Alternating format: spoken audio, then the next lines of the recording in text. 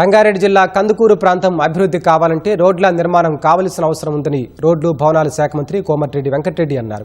87 కోట్లతో లేమూరు నుంచి ఎలిమినేడు వయా తిమ్మాపూర్ వరకు డబుల్ రోడ్డు నిర్మాణ పనులకు శంకుస్థాపన కార్యక్రమంలో కేంద్ర మంత్రి కిషన్ రెడ్డితో కలిసి పాల్గొన్నారు.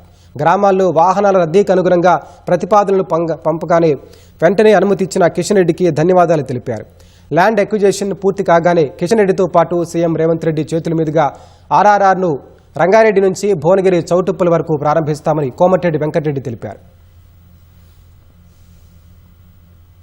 ఇది ఎంతో ఇంపార్టెంట్ అయిన డబల్ రోడ్ మన రియల్ ఎస్టేట్ కానీ ఇంకా కూడా ఇతర అవసరాల కోసం ట్రాన్స్పోర్ట్ అనేది కంపెనీలు రావాలన్న రోడ్లు బాగుంటేనే కంపెనీలు వస్తాయి.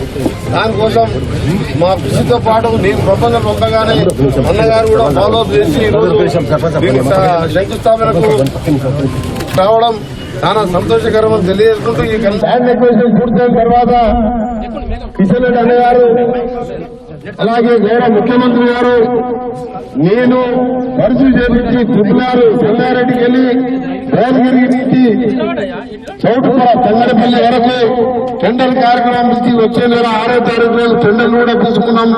1 మంత్స్లోనే అన్ని కార్యక్రమాలు పూర్తి చేసుకుని ఆ వర్క్ కూడా స్టార్ట్ చేస్తామని ఇప్పటికే 90% ల్యాండ్ ఎక్విజిషన్ పేమెంట్ కూడా చేయడం జరిగింది.